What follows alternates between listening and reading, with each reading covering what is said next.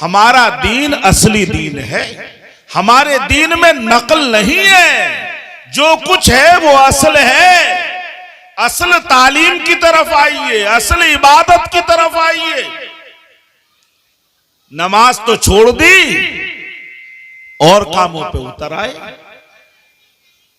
वलीमा छोड़ दिया मंडे पे उतर आए, सलामी छोड़ दी स्वागत पे उतर आए। हर चीज का हमारी कौम ने इतना समझाने के बाद भी तोड़ ढूंढ लिया कि ना ये नहीं करेंगे, वो करेंगे जो हमारा नफ्स कहेगा, जो हमारी तबीयत कहेगी।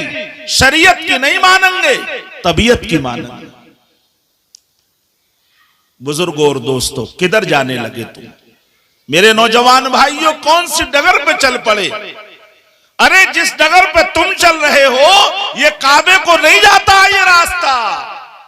ये रास्ता तो जहन्नम को जाता है, ये जन्नत को नहीं जाता। जिस रास्ते पे हम चल पड़े ये तो जहन्नम को जाता है। जन्नत के रास्ते को अपनाइए, सच्चे दीन को अपनाइए, दीन पर कायम रहना यही जन्नत का रास्ता है। अल्लाह और उसके रसूल की इताअत करना यही है जन्नत का रास्ता। अब आप देखें, बच्चा पैदा होता है, क्या क्या वबाल हो रहा है। आतिशबाजी से आने वाले बच्चे का स्वागत हो रहा है, उसके सबसे पहले कान फोड़े जा रहे हैं। अजान नहीं कही गई उसके कानों में। शैतान एक तो उसके साथ खुद ही पैदा हुआ है और हमने उस पैदाशुदा शैतान का साथ देकर हम सब शैतान बन गए। बच्चे की पैदाइश में एक तो शैतान उसके साथ पैदा ही हुआ खुद रो। इधर बच्चा पैदा हुआ आपका, उधर एक शैतान उसके साथ पैदा हुआ और उसे मारता हुआ पैदा होता है और कहता है पैदा हो गया इबादत करने, पैदा हो गया अल्लाह को सजदा करने, पैदा हो गया कुरान पढ़ने, मैं कर दूंगा तुझे ये काम। मारता है उसे, कोक में मारता बच्चे की घूंसे मुक्के, जिसकी तकलीफ से वो रोता है। अरे एक तो शैतान उसके साथ आया, ये वो क्या कम है उसे बरगलाने, मारने, तोड़ने, उसे गुमराह करने। और हम सब घर वाले शैतान बन गए कि जैसे ही खबर सुनी चचाओं ने कि भतीजा आया है, तो उसका उन्होंने क्या हल निकाला? खुशी का क्या आतिशबाजी करो, लाओ पेटी की पेटी फूंक दो, कान फोड़ो पहले उसके, अजान की आवाज उसके कानों में जाए ना जाए। अरे हो जाएगी, जब होगी अजान, कल को हो जाएगी, परसों को हो जाएगी, एक हफ्ते बाद हो जाएगी, जब हफ्ते भर की उसकी मां नहागी तब हो जाएगी। और ये काम तो आज ही कर दो, हाथों हाथ कर दो। हजरत उमर तशरीफ ले आइए, इधर आइए। उस्ताजुल कुर्रा हजरत उस्ताजी सैयदी सनदी कारी अली हुसैन साहिब किबला तशरीफ ला रहे हैं। आपकी जेरे निगरानी देखते ही देखते ये इदारा इतनी खूबसूरत बिल्डिंग तैयार हो गई। हजरत की काविशें, मेहनतें, सरपरस्ती में आप लोगों ने ये सब काम किया। अल्लाह तबारक व तआला इस काम को और आगे बढ़ा दे।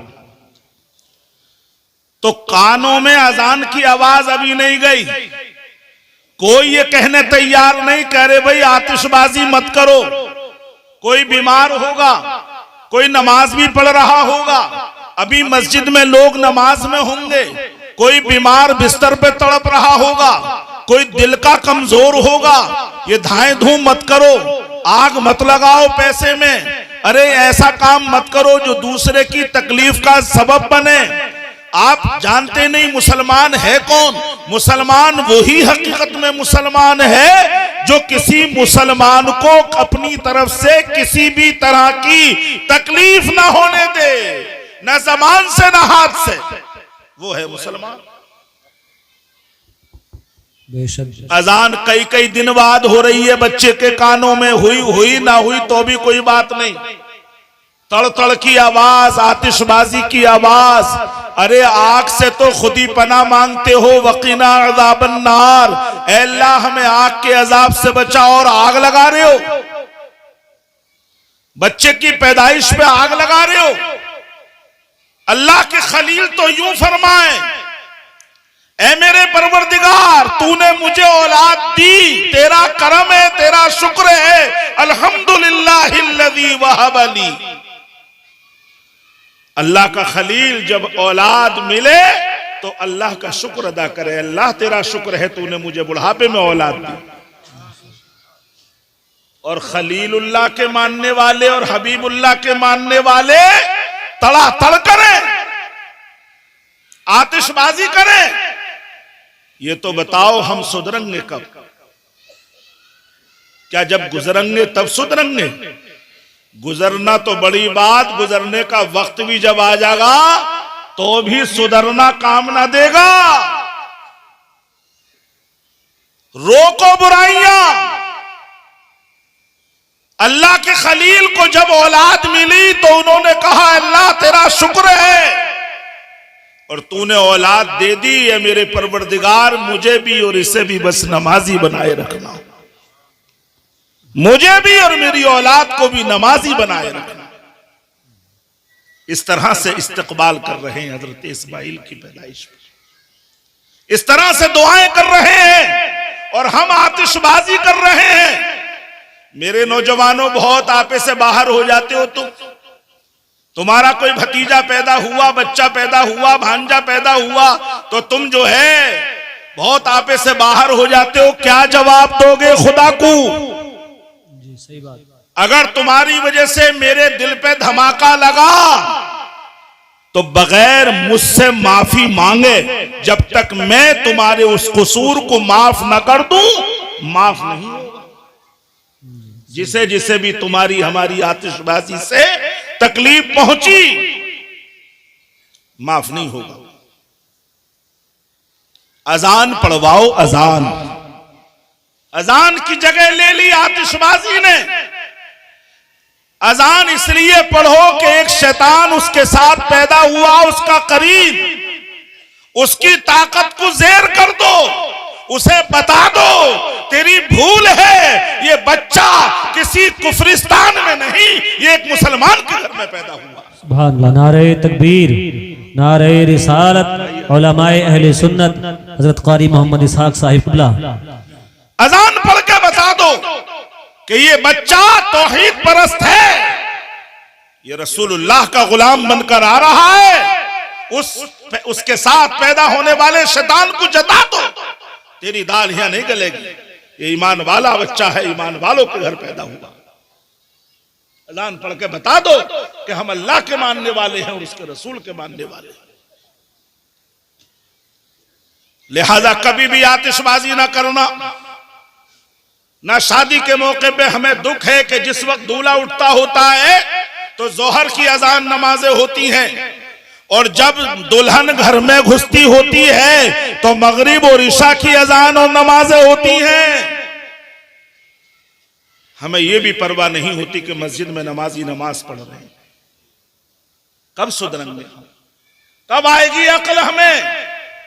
लिहाजा किसी भी हाल में आतिशबाजी मत करो, ना दूल्हा के उठने पर, ना दुल्हन के घर में आने पर, और ना बच्चे के पैदा होने पर। आपको पता है हाफिज कुरान को आप उस नियत से, उस आंख से नहीं देखते जो फजीलत उसके लिए अल्लाह के हबीब ने बयान फरमाई है।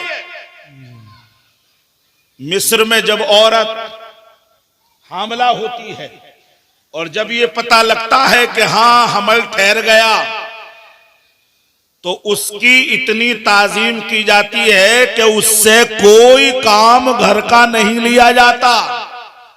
हल्का फुल्का खुद से कर दे तो कर दे, कोई काम उससे नहीं लिया जाता। और उससे कहा जाता है कि तुझे सिर्फ कुरान पढ़ना है और नमाज पढ़ना है, नमाज पढ़े जा और कुरान पढ़े जा। उसका असर यह होता है कि जब बच्चा पैदा होता है तो वो सबसे पहले हाफिज कुरान बनाते हैं। मिस्र में एक ड्राइवर भी हाफिज कुरान होता है। आप अभी उस आंख से नहीं देखते हाफिज कुरान को, कारी खुशलहान को, आलिम दीन को, कि जो उसकी फजीलत अल्लाह और उसके रसूल ने बयान फरमाई है। लिहाजा अजान दो, अजान बच्चे के पैदा होने पर आतिशबाजी बिल्कुल ना करो, और जब वो 7 दिन, 11 दिन, 21 दिन का हो जाए तो अकीका करो। छठी कुछ नहीं, हमारे यहां छठी नहीं है, अकीका है, अकीका करो। अब अकीका होता भी कब है?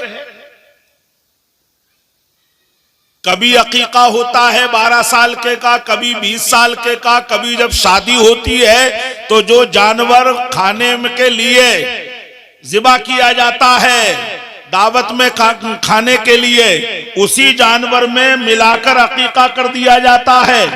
अल्लाह के बंदो, शैतान तो पैदा हो गया, पैदा होते ही उसके साथ उसे गुमराह करने, उसे दिक करने, परेशान करने, उसे बहकाने, वरगलाने, और अकीका कर रहे हो। नबी की सुन्नत में इतनी देर, कोई हद है ताखीर की कि 11 साल में, 12 साल में, 20 साल में अकीका हो रहा है।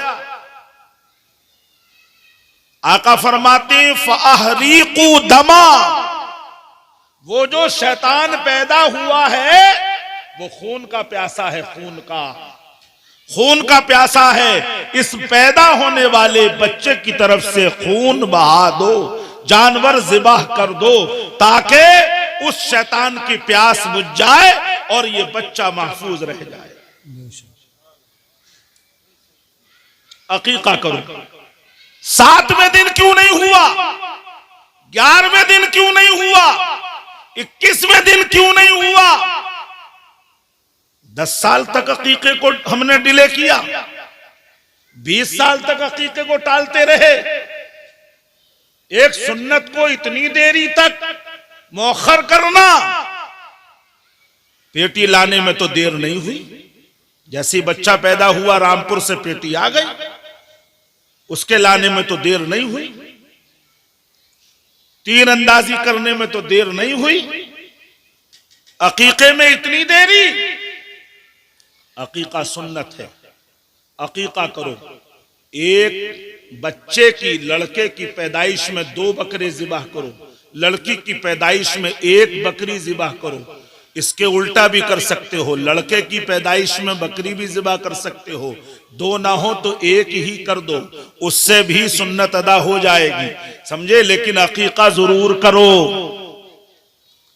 एक काम बिल्कुल खत्म हो गया, अवाम तो अवाम, खवास से भी खत्म हो गया, और कुछ दिनों बाद लोग उसे पढ़े लिखे भी समझ नहीं पाएंगे कि ये है क्या, तहनीक। बिल्कुल नया लफ्ज लगता है किसी का कहीं बयान करो तो। जैसे ही बच्चा पैदा हो, आका के जमाने में सहाबाए किराम के यहाँ जब बच्चे पैदा होते तो वो नहला के जल्दी आका की बारगाह में लेके आते और कहते, आका अपने इस गुलाम का, नन्हे से गुलाम का नाम तजवीज फरमा दीजिए। मेरे आका नाम रखते, प्यारा सा नाम रखते, और प्यारा सा नाम रखने के बाद तहनीक फरमाते। खजूर चबा के, कोई मीठी चीज चबा के, और अपने लुआबे दहन में घोल के उसे, वो लुआबे दहन उस बच्चे के मुंह में डाल देते। कैसे खुश नसीब बच्चे थे वो, जिनके मुंह में सबसे पहले मेरे आका का लुआबे दहन जाता था। सुभान अल्लाह, सुभान अल्लाह। अपने बुजुर्गों के पास लेके जाओ, हाफिजों के पास, इमामों के पास, आलिमों के पास, बुजुर्गों के पास, कि ये आपका गुलाम है, इसकी तहनीक फरमा दीजिए, ताकि बच्चे में अखलाक करीमाना हो, खुश अखलाक हो, शीरी अखलाक हो, उसमें मिठास पैदा हो उसकी गुफ्तगू में। ये कीजिए और अकीका जल्दी कर दीजिए, और बाल उतरवाइए, उन बालों के बराबर सदका दीजिए। कब उतरते हैं बाल, कब होता है मुंडन? खीलें बटे ना बटे, गीत नहीं गबने चाहिए, समझे, सिर्फ और सिर्फ अकीका हो जो सुन्नत रसूल है। इसके साथ साथ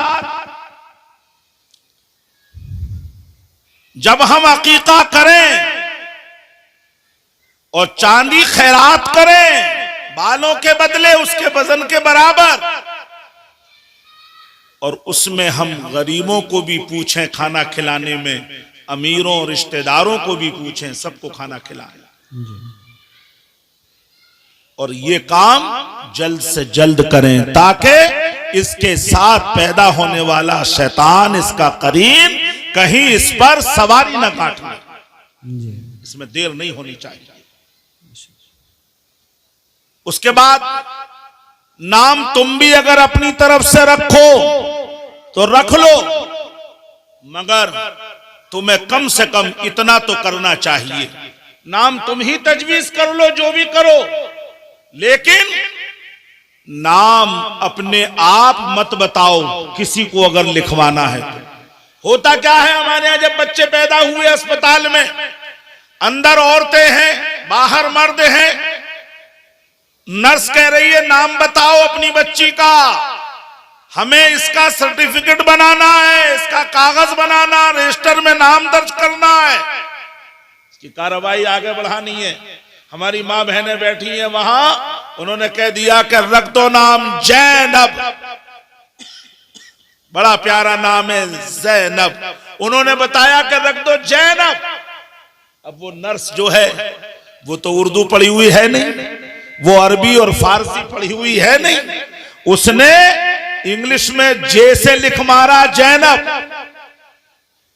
हिंदी में जा से लिख मारा जैनब। लड़का पैदा हुआ, कह रहे भाई क्या नाम रखा जाए, कह रख दो नाम साकिर अली, बड़ा प्यारा नाम है शाकिर। हमने कहा भाई रख दो नाम साकिर अली। अब उसे क्या पता छोटे सीन का और बड़े शीन का, उसने लिख मारा छोटे सा से साकिर, इंग्लिश में लिख मारा एस के बाद ए साकिर। उसे क्या पता हमारे आपके नाम सब उर्दू अरबी फारसी में है, तो कम से कम नाम अगर हमसे नहीं रखवाते मत रखवाओ, तुम ही रख लो जो तुम्हें पसंद हो, लेकिन किसी इंग्लिश दां और उर्दू दां से, जो अच्छा उर्दू पढ़ा हुआ हो और इंग्लिश भी जानता हो हिंदी भी जानता हो, उससे कह दो हम अपने बच्चे का नाम शाकिर रखना चाहते हैं, या हम अपने बच्चे का नाम जो है, अपनी बच्ची का नाम जैनब रखना चाहते हैं, तुम लिख दो, इसे उर्दू में भी लिख दो और हिंदी में भी लिख दो और इंग्लिश में भी लिख दो, तीनों जबानों में उससे लिखवाओ, और लिखवा के जैसा इंग्लिश में और हिंदी में उसने लिख के दिया हो वैसा ही उस नर्स को दे दो कि जैसे हिंदी में और इंग्लिश में इसमें लिख रहा है इस पर्चे में, ऐसा ही लिख लो अपने सर्टिफिकेट में, तो आपकी पहली आईडी बढ़िया हो जाएगी। जी बेशक। अब पहली आईडी बिगड़ गई, उस सर्टिफिकेट को दिखा के आप आधार कार्ड बनवाएंगे तो आधार कार्ड वाला भी जो है भले से जनसेवा का काम करता, मगर वो भी उजट बैठा, उजट जाहिल में उसे इस माना कर कह रहा हूं कि उर्दू और अरबी वो भी नहीं जानता, इसलिए उजट है। उसने भी, उसमें भी ये सलाहियत नहीं है कि इसे सही कर दे, उसने भी ऐसे ही लिख मारा। कुछ दिनों होशियार हुआ बच्चा तो पहुंच गया कारी साहब की बारगाह में, आप बच्चे को लेके पहुंच गए, कारी साहब ने लिख दिया, अब तक लिखा आ रहा था साकिर, कारी साहब ने लिख दिया शाकिर, सही करके। अब एक आईडी में एस एच हो गया, एक में खाली एस हो गया, अब लिए फिरो, करेक्टर सर्टिफिकेट बनवाना तो फेल, पासपोर्ट बनवाना तो फेल, मारे धारे फिर रहे। हमारी आज भी हम में के हर तीसरे आदमी की आईडी बिगड़ी हुई है, और मुझे पता है इस दर्द का लोगों को। ये सिर्फ और सिर्फ हमारी लापरवाही है कि हम ये समझते हैं कि जो हम बोल रहे हैं वो सही होगा। जरूरी नहीं कि जो हम बोल रहे हैं वो ही सही हो, सही वो होगा जो हमारे बड़े पढ़े लिखे बोल रहे हैं और पढ़े लिखे लिख रहे हैं वो सही हो। शुरू से उसकी आईडी बढ़िया बनवाई, ताकि आधार कार्ड, पैन कार्ड और फिर उसके साथ साथ उसका सर्टिफिकेट और जो भी कागज उसके जन्म प्रमाण पत्र वगैरह जो बने सब एक से हो, ताकि आपको कल कोई दिक्कत ना। जी। आज बहुत लोग मेरे सामने आते हैं, जब हज का पासपोर्ट लेकर आते हैं बनवाने के लिए, तो आधार कार्ड में कुछ है, पहचान पत्र में कुछ है, तो राशन कार्ड में कुछ लिखा पड़ा, खतौनी में कुछ है, खसरा में कुछ है। ऐसे धक्के खाते रहोगे और ये वबा, ये वबाल, ये मुसीबत, झंझट जब तक दूर नहीं हो सकता जब तक कि आप दीनी तालीम नहीं पढ़ेंगे और नहीं पढ़ेंगे। बेशक हक है। दुनिया की कोई यूनिवर्सिटी आपका शीन काफ दुरुस्त नहीं करती सिवाय इन मकातिब इस्लामिया के और इन मदारिस इस्लामिया। बेशक हक। कहीं कोई बता दे कि किसी यूनिवर्सिटी में शीन काफ जाल वाल वा का कोई फर्क सिखाया जाता हो, ये हमारी ही दीनी यूनिवर्सिटियां हैं जिसमें ये सब कुछ सिखाया जाता है। जब तक कारी साहब के यहां बच्चा जाकू जाना कहने लगेगा वो सीन पे नहीं पहुंचेगा। और ये कमी हमारी रह जाती है। तो हम में कि कितने ऐसे हैं कि नमाज भी पढ़ा रहे हैं और कुरान पढ़ना नहीं आता। सही बात है।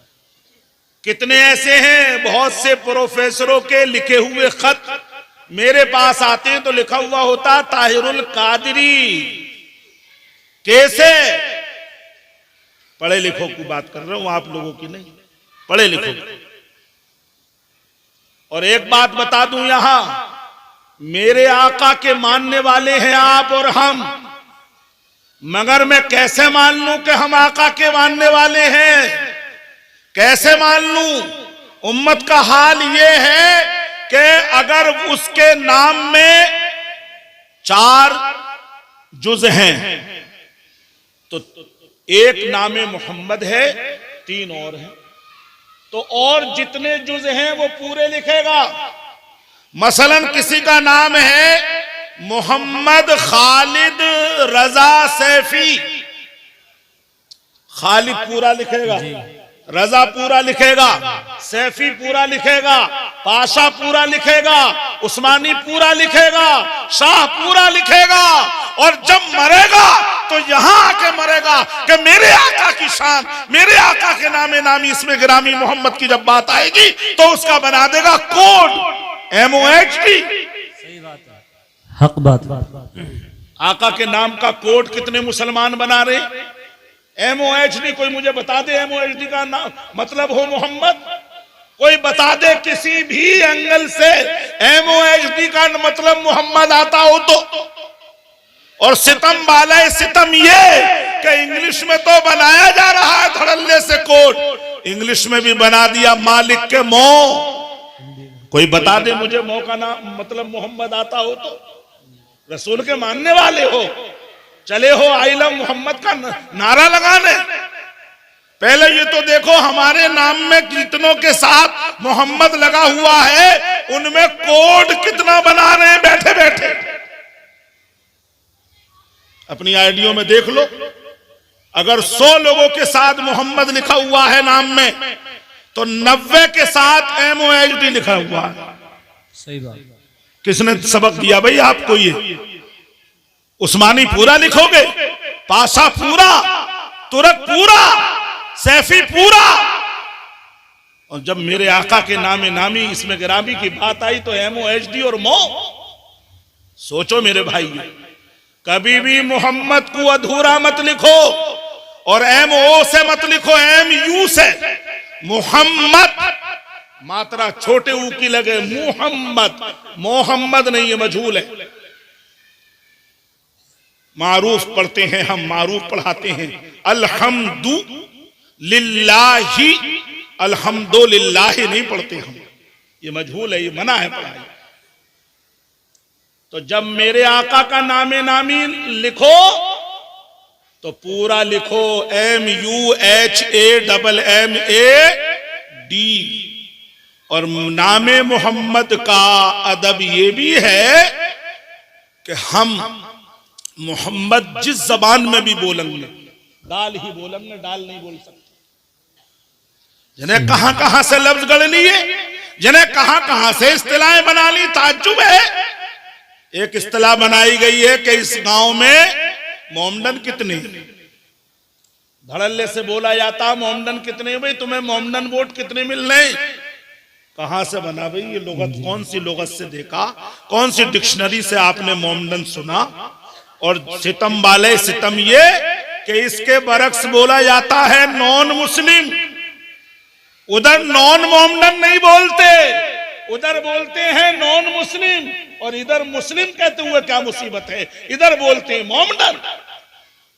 जब इसका उल्टा बोलेंगे, इसकी जिद बोलेंगे तो क्या बोलेंगे, नॉन मुस्लिम। अहले इल्म तवज्जो दें, नॉन मुस्लिम लिखते बोलते हैं और मुसलमानों को कहते हैं मोमडन। मेरे आका का बिगाड़ा हुआ नाम है। मोहम्मदी कितने हैं इस गांव में, मोहम्मद वाले कितने हैं ये कहो, और कुछ ना कहो तो ये तो कह दो मुसलमान कितने, और इंग्लिश में बोलना चाहो तो कह दो मुस्लिम कितने और नॉन मुस्लिम कितने। कभी मत बोलना मोमडन, जानबूझ के बोला तो ईमान जाने का खतरा है। मेरे आका का नामे नामी बिगाड़ा तो इसलिए अच्छा सा नाम रखो और अपना बोला हुआ मत बताओ, किसी पढ़े हुए के लिखा हुआ बताओ, कहीं भी के ऐसा लिखो। और जब एक आईडी सही बन जाए तो उससे कह दो जनसेवा वाले से, वो इतना जाहिल है कि अगर तुम मोहम्मद पूरा भी लिख के लेके जाओगे तो इतना हरामी है वो कि उसकी भी वो कोड बना के MOHD कर देगा। सही बात है। जब तक ये नहीं कहोगे कि जैसे इसमें लिख रहा पूरा मोहम्मद ऐसे ही लिखना, तो लिखेगा ना, तो मोहम्मद को पूरा देख के भी उसका MOHD कोड बना देगा और हिंदी में मो बना देगा। प्यारा सा नाम रखो। और जब बच्चा थोड़ा सा होशियार हो जाए तो उसे सबसे पहला सबक दो अल्लाह अल्लाह का। जैसे ही वो बोलना सोचे, बोलने की उम्र में आए, जबान खोले, तो पहला सबक दो अल्लाह अल्लाह का। और जब वो मिलमा जुमले बोलने लगे, जुड़वा जुमले बोलने लगे, तो उसे दूसरा सबक दो ला इलाहा इल्लल्लाह मुहम्मदुर रसूलुल्लाह का। इतने बड़े इंग्लिश ना हो रहे हो कि बच्चे को सिखाई जा रही है इंग्लिश की गिनती 1 2 3, ओके बोके, टाटा बाटा। तुम ही ऑक्सफोर्ड यूनिवर्सिटी से पढ़े हुए, कोई जानता ही कब है इंग्लिश। बहुत अच्छी बात है। अल्लाह अल्लाह नहीं सिखाते, 1 2 3 सिखाते हो। तुम्हें ज्यादा फिक्र है औरों की जबान सीखने की। अंग्रेज दूसरी जबान बिल्कुल नहीं जानता, अपनी लिखता, अपनी बोलता है, अपनी का पीछा नहीं छोड़ा, सारी दुनिया को पीछे कर दिया अपनी जबान का, सबको सीखने पर मजबूर कर दिया। अपनी छोड़ी ही नहीं, अपनी का पीछा छोड़ा ही नहीं। हमने छोड़ दिया अपनी का पीछा, हम औरों के गुलाम हो गए।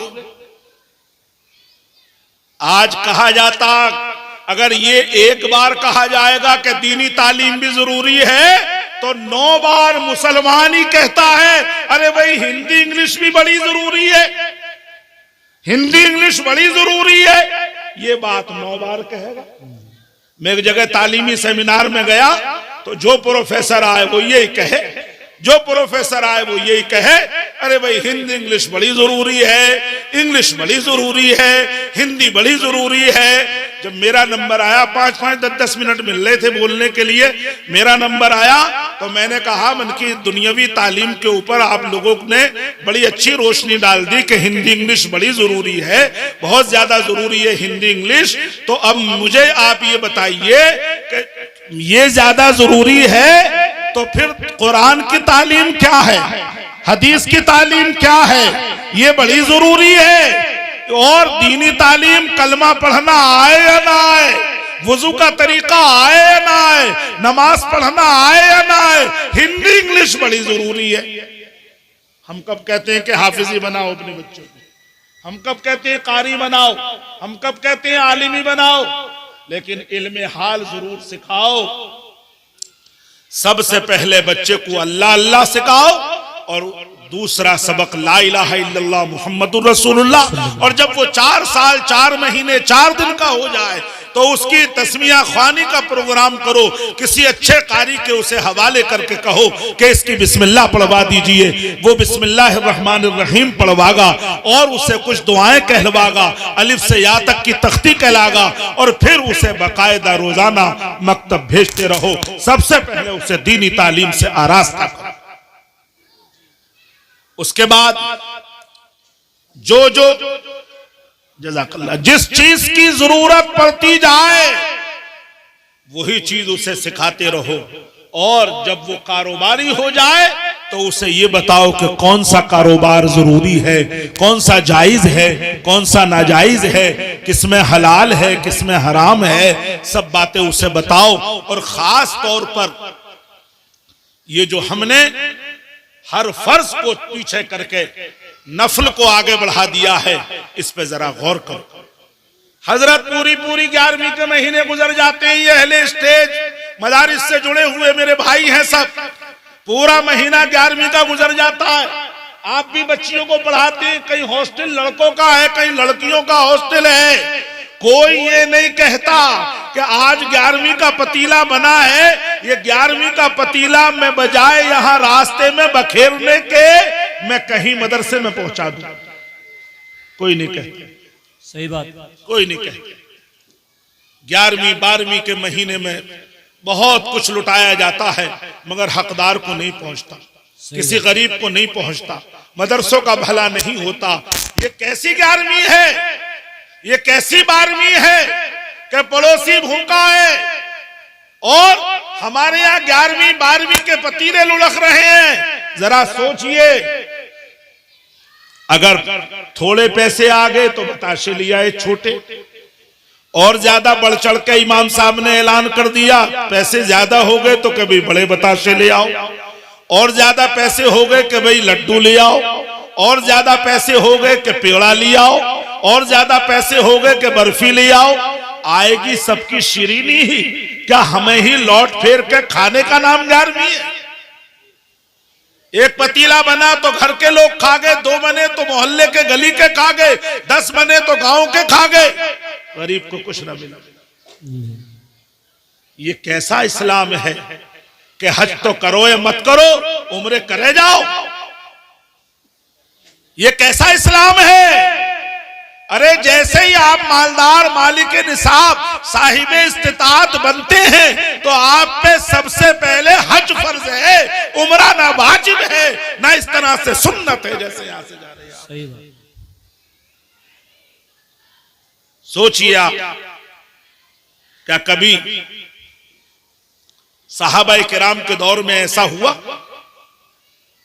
कि उनकी औरतें भी बगैर महरम के जाती हों उम्रा करने, किसी के भी साथ चल देती हो उम्रा करने?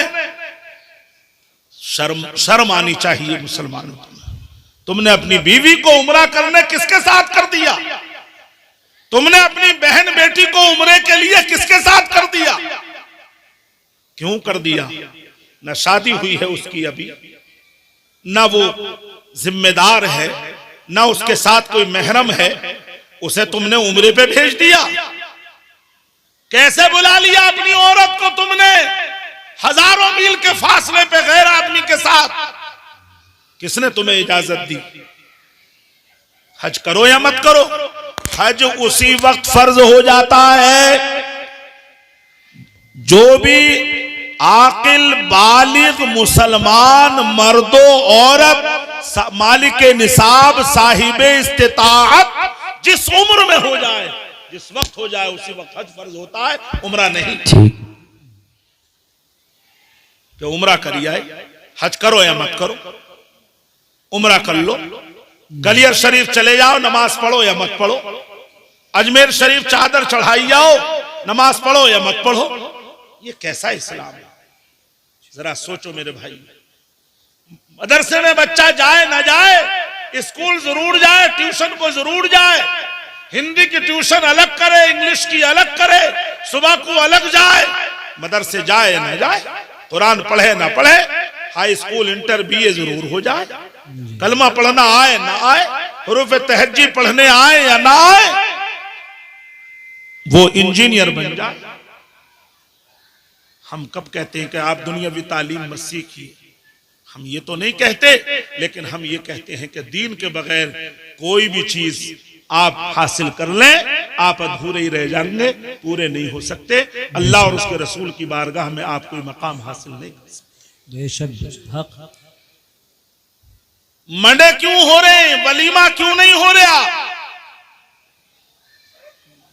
तिरपाल की जगह, नीचे बिस्तर की जगह ली पहले कुर्सियों ने, फिर मेजों ने।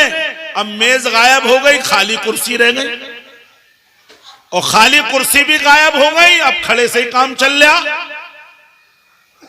मेरे भाइयों, तुम्हें अपने आका की मोहब्बत ये तो दर्श नहीं देती। तुम्हारे आका की मोहब्बत का तकाजा तो ये है कि तुम उनकी सुन्नत पर अमल करो, उनकी इताअत करो, उनकी फरमाबरदारी करो। ये है तुम्हारे आका की मोहब्बत का तकाजा।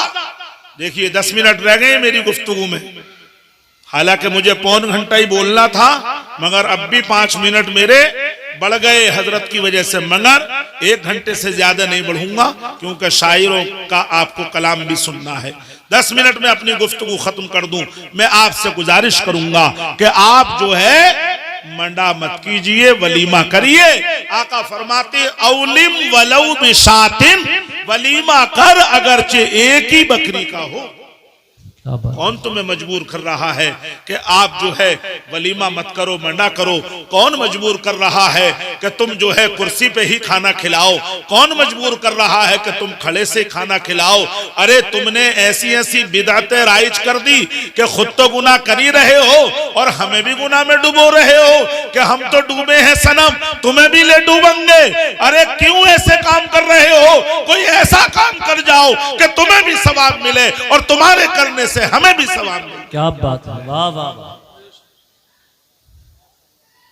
तोहफों का नाम क्या क्या रख दिया, शादी को लेकर क्या क्या नाम रख दिया तोहफों का। मंगनी बच्चों को देखने के लिए गए, कई लोग जा रहे हैं अल्लाह के यहाँ भी, हालांकि 10 एकदम मिल जाती, मगर कुछ तो देर लगती है, कुछ तो आजमाया जाता। और यहाँ देर नहीं, 5 दो तो 10 हाथों हाथ, 10 दो तो 20 हाथों हाथ डबल हो रहे हैं। यहाँ कोई कंपनी, कोई चिट फंड कंपनी ऐसी नहीं, कोई बीमा कंपनी ऐसी नहीं जो हाथों हाथ तुम्हारा धन दुगना कर दे। यहाँ हाथों हाथ धन दुगना है। लड़की देखने जाओ, 10 दो तो 20 पाओ एकदम, और 20 दो तो 40-50 पाओ एकदम, देरी ना। ये कैसा तोहफा है? ये कैसा हदिया है भाई? इसलिए मेरे भाइयों गौर करो, दीनी तालीम से जुड़ जाओ, दीन से जुड़ जाओ। दीन से जुड़ जाओगे, सब कुछ तुम्हारे ताबे हो जाएगा, तुम्हारी गुलामी की जंजीरें टूट जाएंगी, तुम आका बन जाओगे, शहनशाह बन जाओगे, अपने वक्त के शहनशाह हो जाओगे। तुम सोचो, उम्रे की जगह तुमने हज को छोड़ दिया, हज करो। और सारा पैसा तुम अगर तीजे के खाने में, भत्ती के खाने में, 10वें, 20वें, 40वें के खाने में, कव्वालियों में, तमाशों में, आतिशबाजी में, नाच तमाशों में अगर तुम खर्च कर दोगे तो ज़कात कैसे दोगे? फिर सही बात, सही बात। ज़कात दो, ज़कात उश्र अदा करो। अल्लाह तबारक व तआला पहले तुम्हें 20 दाने देता है, फिर कहता है कि 1 दाना हमें दे दो, हम अपने गरीब बंदों को देंगे। तुम्हारे गरीब भैया बंदों पे लौट जाएगा वो 1 दाना। पहले 20 देता है और सब तुमसे लेते हैं, अल्लाह देता है।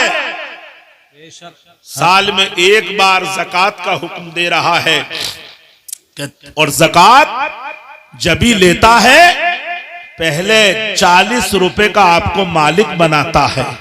7.5 तोले सोना या 52.5 तोले चांदी का आपको मालिक बनाता है। या इसके बराबर का पैसे से आपको मालिक बनाता है या सामान्य तिजारत से आपको मालिक बनाता है, न सीमा शुल्क लेता है, न मंडी शुल्क लेता है, समझे, न सेल टैक्स लेता है, न जीएसटी लेता है, न इनकम टैक्स लेता है, न कोई खराज लेता है, कुछ नहीं लेता। पहले अपनी रहमत से देता है 20 दाने, फिर 1 दाना लेता है। पहले अपनी रहमत से 40 रुपए देता है, फिर 1 रुपया लेता है, और वो भी लेके हमारे ही भैया बंदों पे लौटा देता है। बेशक बेशक हक। पतीला 11वीं का बने ना बने, 12वीं का पतीला बने ना बने, उस्र जरूर निकले खेती का। सोने चांदी माले तिजारत, रुपए पैसे की ज़कात जरूर निकले। तीजे में खाना हो या ना हो, 10 में 20 में 40 में का खाना हो या ना हो, बरसी का खाना हो या ना हो, मगर तुम्हें जो है ज़कात जरूर देनी है, उस्र जरूर अदा करना है। ये तुमने अपनी मर्जी से, अपनी तबीयत से मुतबादिल कैसे ढूंढ लिए। मजार बने ना बने, मदरसे बनने चाहिए। मस्जिदें आलीशान हो, ताजिए बने ना बने, मस्जिदों के आलीशान मीनारे होने चाहिए। समझे, जो उसकी तुम्हारे दीन की एक पहचान है, तुम्हारी सच्चाई की एक अलामत है। इसलिए मेरे भाइयों, मैं अपनी गुफ्तगू यहीं समेटता हूं। कहां है हाफिज रियाजुल साहब? लिहाजा आप हजरात मेरी इस गुफ्तगू पर तवज्जो दें, और रहे ये प्रोग्राम, तो इन प्रोग्रामों को भी हम मुख्तसर करें। सही बात है। मुख्तसर करें। रात में ज्यादा देर तक के प्रोग्राम नहीं होने चाहिए। हमारी अक्ल में नहीं आई, हमारे दुश्मनों ने समझ ली ये बात। मगरिब से इशा के बाद तक के 10 बजे तक के वो प्रोग्राम करते हैं। ना हुकूमत के आगे परमिशन लाने की जरूरत है। मैक अंदर अंदर लगाया करो, मैक बाहर नहीं लगने चाहिए। और ये पोस्टर भी जो है ये भी जलसे के छपने नहीं चाहिए। आज मुबासिलाती निज़ाम बहुत है, अपना पैगाम पहुंचाने के लिए आप मोबाइल का इस्तेमाल कीजिए, मोबाइल से खबरें दीजिए, मैक लगा के आप गांव गांव ऐलान कर दीजिए ज्यादा से ज्यादा। मेरे पास फतवा है, अहले स्टेज बैठे हैं, ये पोस्टर छाप के इस तरह से लगाना मना है। जलसों के जो लग रहे हैं मल्टीमीडिया कलरों में बड़े बड़े पोस्टर छप रहे हैं 20-30 साइज के, समझे, ये नाजायज है। बरेली शरीफ से भी फतवा है और जामिया नईमिया से भी मेरे पास फतवा है। पोस्टर मत छपवाइए। क्यों ये मना है?